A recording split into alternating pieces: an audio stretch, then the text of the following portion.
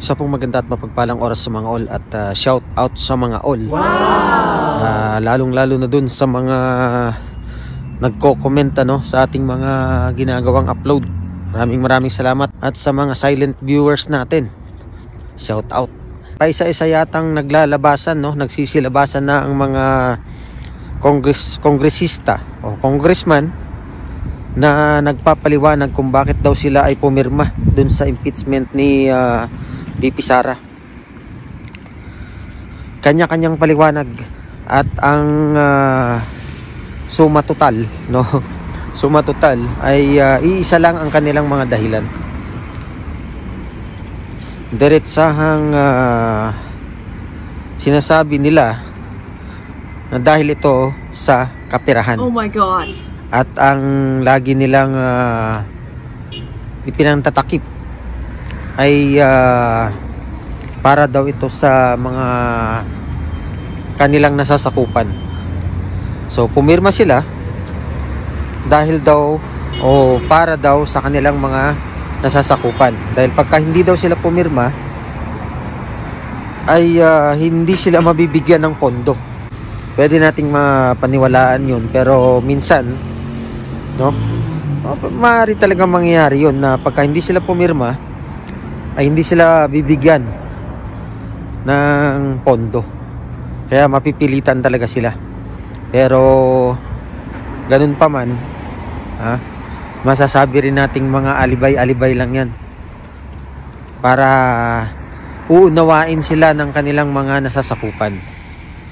Halatang halata naman kukuha sila ng simpatya sa kanilang mga nasasakupan para sa susunod na mga darating na halalan ay patuloy silang iluklok dyan sa pwesto na yan. Pero ganito lang naman kasi yan nandun na tayo na gusto mong bigyan ng proyekto ang iyong nasasakupan, pero kumbaga hindi naman kailangan, imposible naman yun na hindi ka bibigyan ng proyekto. Pwede mo naman yan irereklamo. Pwede mo ireklamo na wala kang proyekto dahil walang budget, pero hindi dahil sa hindi ka pumirma, di ba?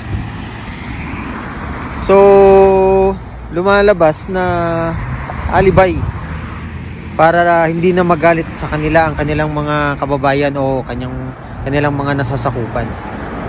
Gumagawa sila ng alibay para makuha muli ang tiwala ng kanilang mga kababayan, ng ating mga kababayan.